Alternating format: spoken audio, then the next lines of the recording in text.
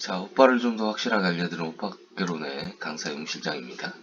어제는 간만에 손님이 찾으셔갖고 식구들이 3명이 일을 했네요. 기분이 좋습니다. 그래서 이제 사람들 몰래 이제 몰카라도 찍을까 하다가 말았는데, 방송하다가 다른 방송을 보니까 브이로그나 몰카 인터뷰 리뷰 정도를 간간히 올리더라고요. 그래서 나도 이제 좀 올려볼까 생각은 하고 있거든요. 그러니까 봐주시는 분들 항상 봐주시기 바래요. 앞으로 재밌는 영상 한번 만들어 볼게요. 오늘부터 이제 본문 방송 오빠의 세대입니다. 이게 뭐 생소하다면 생소하고 또 아는 사람은 알고 하는데 다소 심도 깊은 방송이니까 방송함에 있어서 객관적인 내용보다는 제 주관이 더 많을 수도 있으니까 강의 내용의 잘못된 부분은 언제나 제 지적을 좀 해주셨으면 합니다. 이왕이면 소통하면서 하면 좋잖아요. 근데 아직까지는 소통이 잘 안되고 있습니다. 나 혼자만 떠들지. 오늘은 오빠의 세대에 대해서 이 얘기를 한번 해보겠습니다. 본문을 읽어볼게요. 자, 이제 이 호빠에도 이제 세대 변천사가 좀 있습니다. 제가 이제 이 일을 하기 전에 있었던 세대가 1세대인 것 같고 저는 한 2, 3세대 그 사이인 것 같아요. 1세대 오빠는 어떤 거냐? 앞서 기원에서 말했듯이 오빠 1세대는 아무래도 제비인 듯하다. 뭐 어느 정도 이거는 근거가 있는 게 이제 그 일을 오래 했던 친구들의 그 선배격 되는 사람들, 지금 제비인 사람들도 있고 제비였던 사람들도 있고 아니면 뭐 아빠방 선수들 얘기를 들어보면 이 사람들이 상업하기 전까지 시간과 과정 유용 쪽에서 접목을 시킨 것 같아요. 어떻게 일을 하다 보니까 여자 도우미들도 있고 유흥업소 종사자들도 상대를 하다 보니까 이 남자도 이런 게 있으면 괜찮지 않을까 해서 접목시키는 게 아닌가 그런 추론이 좀 있습니다. 사실을 근거로 하는 자료는 솔직히 옛날 뭐 뉴스나 이제 다큐 같은 데에서 나오는 이제 보도자료 정도가 끝인데, 그것도 뭐 그 누군가가 이게 딱 얼굴을 대놓고 한 게 아니라 그것도 정확한 근거 자료는 될 수 없죠. 그래서 뭐 어찌됐건 제비로 치자는 내용입니다. 그 내용으로 얘기를 하자면 어떤 시스템이나 아이템, 프로그램 등도 1세대 때는 실패와 개선을 거듭하며 2세대 아이템들이 나온다. 탱크폰, 대형 핸드폰, 소형폰, 터치폰, 스마트폰 이런 과정이 있다 보니 지금의 스마트폰 시대가 열린 듯하다. 호빠도 마찬가지의 과정이 있었다. 뭐 이런 내용인데, 쉽게 말하자면 최근에 VR 있잖아요. VR 1세대 시장은 거의 망했잖아요. 그리고 지금 예로 핸드폰을 얘기를 들었는데, 초창기 나는 핸드폰은 통신도 잘 안되고 크기도 크고 휴대 가격면에도 되게 비싸고, 그래서 1세대는 대중화가 많이 안되지만 소형폰으로 바뀌고 뭐 터치폰으로 바뀌고, 이 소형폰하고 터치폰 사이에 뭐 CD폰도 있었고 그리고 탱크폰 전에는 뭐 BB도 있었고 하지만 이런 과정이 있으면서 발전해 나가듯이 호빠도 이런 변천사가 있을 거라고 말하는 내용이에요. 그래서 제비들이 활기를 치던 예전에는 제비들이 TV나 언론무지에 강하게 등장해 왔고 실질적으로 간통, 혼인, 빙자, 간음죄, 사기 등으로 잡혀 들어갔어요. 그러니까 이때 당시에는 후보라는 개념이 없었기 때문에 돈을 뭐 지금도 간간히 문제는 생기죠. 그러니까 간통이나 혼인빙자, 간음죄 같은 게 없어져서, 혼인빙자, 간음죄는 있을 수 있구나. 지금 간통은 많이 없어졌잖아요. 그게 없어져서 법적인 대응이 조금 옛날보다는 덜해서 좀 활개를 치는 것도 있긴 하지만, 옛날에는 그런 게 없었기 때문에 이를테면 구색을 맞추는 거죠. 그러니까 뭐 돈을 받는 구색을 맞추기 위해서 종업원, 그러니까 일종의 준해서 그런 어느 정도의 법을 지켰던 것 같아요. 아무튼 이런 사고들이 많이 나니까 이를 본 차세대 제비들이 크게 내린 제비들은 이들은 안 되겠다 싶어서 일종의 이 유흥업소 아가씨들하고 그 일하는 걸 어느 모태로 따와서 일하는 걸 어느 정도 모태로 따와서 영업을 했던 게 아닐까. 이게 거의 시발점이 아닐까 생각합니다. 그다음 어디냐 다음 거. 전글이네. 자, 그럼 2번 내용을 보실게요. 네, 잡설. 일종 유흥업은 우리나라에 생존하기 힘든 직업 중에 하나다. 잘 되면 상관이 없지만 안 될 때 가게세라든가 평수가 30평 이상, 35평 이상면 종스토어세라든가 어마무시한 세금 폭탄을 대비해야 한다. 국내지책으로 호파시장이나 사장을 영입하는데 신장이 문제로 가는 경우가 많고 사장의 경우는 가게수 어느 정도 돼 있고 가게를 이용하면서 일종의 동업관계가 된다. 이 내용이 뭐냐면 우리나라의 그 일종 영업은 조금 뭐라 그래야 되지? 국가에 대한 보호를 크게 많이 못 받습니다. 세금도 세고 그래서 아무나 들어와서 할 수 있는 일은 아니에요. 유흥업 그 가게를 운영한다는 건 우리나라에서 굉장히 힘듭니다. 이게 뭐 특별소득세도 있고 종토세도 있고 그다음에 뭐 똑같이 소득세 따로 그러니까 소득세랑 특별소득세가 뭐냐면 그냥 소득세보다 훨씬 비싼 소득세라고 생각하시면 돼요. 그리고 종토세라고 35평 이상이면 그 뭐 1년에 몇억 나와요.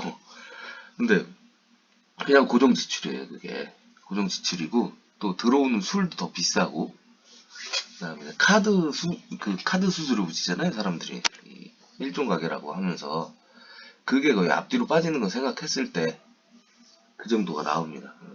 그 세금도 더 비싸, 그 카드 그것도 더 비싸고 조금 저기를 해요. 근데 이 35평 이하로 하면 되지 않겠냐 하는데 그렇게 하면 룸이 많이 안 나와요. 호빠는. 또 호빠는 선수들이 대기 할 장소도 만들어줘야 돼요. 근데 또 적으면 그 가게를 오냐고.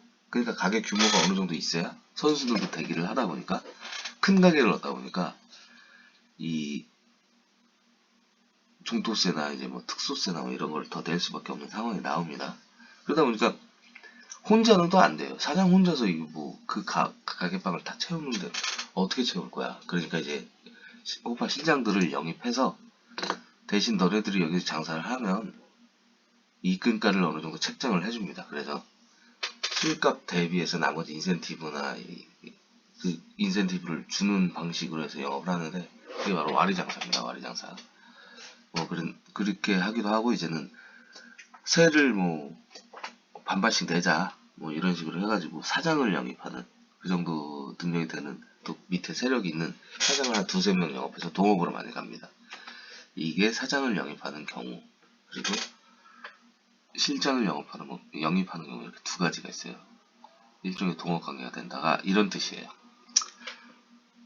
이를테면 12시부터 다음날 9시라든가 이런 식으로 시간을 정한다. 많은 사람들이 착각하는 부분이 1부가 여자 장사, 2부가 남자 장사라고 알고 있는데 초저녁 12시쯤이 1부, 오전 12시부터가 아침까지 2부, 아침부터 초저녁까지가 3부. 그리고 이 1, 2, 3부가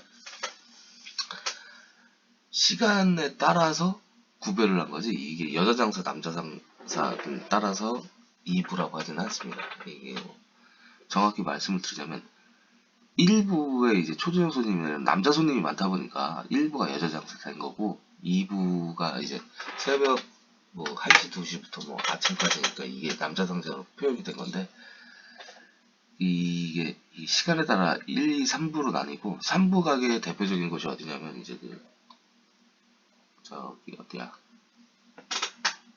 가락동이나 이제 수유동 인천으로 치면 주안 이런 곳이 3부 가게입니다. 3부 가게는 낮에 그러니까 아침부터 그 초저녁까지 그러니까 1, 2부를 제외한 3부 가게 운영 24시간 운영하는데 3부 가게라고 해요. 이렇게 하고 그리고 잘못 알고 있는 게 이제 찻집이나 이런 경우는 3부가 아니라 3종이라고 그럽니다. 3종 1, 2종 1종은 유흥주점 2종은 단란주점 3종은 그냥 일반 가게들 3종이라고 해요. 그래서 뭐 사창가도 옛날에 3종이라고 했어요. 3종 그리고 아무튼 12시까지 이런 게 대충 내용이 있고요. 근데 여기서 협업을 잘해서 장사를 하게 됐다면 이때부터 하는 장사가 깔세 장사입니다. 그러니까 사장들하고 쇼부를 쳐서 전대 장사, 쇼부를 쳐서 그 어느 정도의 자기들이 세를 부담을 할 테니까 여기서 장사를 하게 해달라, 뭐 이런 식으로 하는 거죠. 근데 이에 따른 문제점들이 되게 많아요.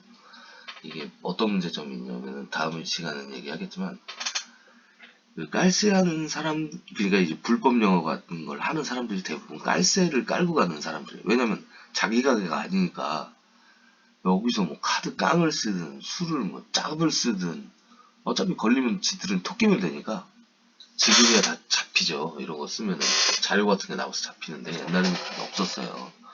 그래가지고 막 무자료나 뭐 이런 술들, 뭐 짭술 아니면 뭐 그 눈탱이 가는 거 있잖아요. 그 뭐야, 사람 술 취해갖고 쓰러지면 거기다 빈병 깔아 공병 깔아놓고 영업하는 그런 장사들이 꽤 있었습니다, 옛날에. 왜냐면 이런 사람들이 깔세고, 또 그전에는 이 유흥업종에 건달분들도 많이 개입이 돼 있었어요. 그래가지고 불법을 까는 거야. 그러니까 뭐 어차피 한 번 걸리면 똑같은데, 그러니까 불법을 뭐 덩어리가 더 커서 이게 구속도 되고 징역도 가고 했죠. 근데 여기서부터 그래서 크고 작은 문제가 생긴다고 적어놨습니다. 그리고 구체적으로 얘기하자면 이 글이 이제 조금 오래된 글이에요. 지금 여기 보면은 2018년도에 적혀 있긴 하지만 제가 거의 이 글을 쓴 거는 2015년 정도, 13년 정도인가? 그때 그 인스타를 통해서 많이 썼었습니다.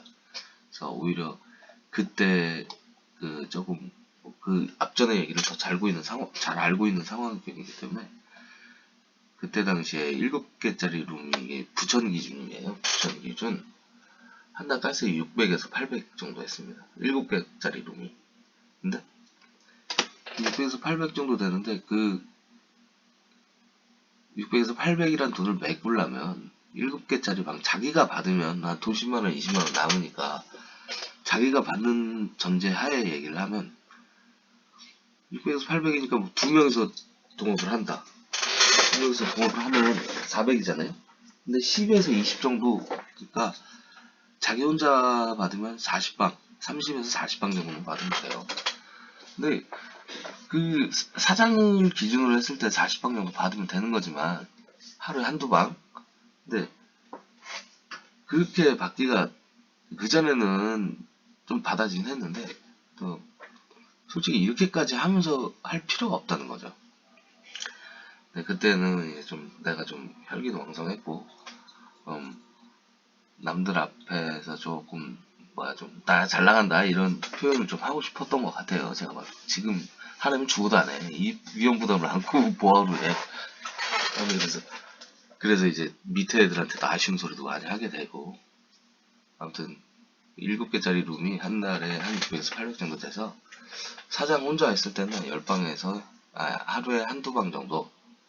근데 이제 밑에 세력이 있으면 나만 받는 건 아니잖아요. 그 밑에 있는 애들이 받고 하니까 그게 뭐 한 100방, 120방, 뭐 160방 뭐 이렇게 돼요. 하루에 뭐 7, 8방, 10방 막. 최근 뭐 18년도 10까지만 해도 제가 좀 하루에 가게가 3분의 1을 채우고 막 그런 거 있었으니까 11개짜리 룸에. 그래서 600에서 800 정도 된다. 뭐 대충 이런 거. 이걸 어떻게 더 설명을 해야 될지 잘 모르겠네. 그러니까 깔세를 얻어서, 저도 물론 해봤고 전대장사를 이렇게 얻다 보니까 이런 부분에 있어서 어차피 걸리면 똑같다는 생각 때문에 불법을 플러스 했던 것 같습니다. 그리고 그 전에는 이게 거의 보편화돼 있었어요. 이런 장사 방식이 보편화돼 있어서 내일 뭐 다음 방송에서 자세하게 얘기를 해드리겠습니다. 네, 이런 것만 있었다는 것 정도는 알고 계시고, 그럼 오늘도 좋은 하루 되시고 감사합니다.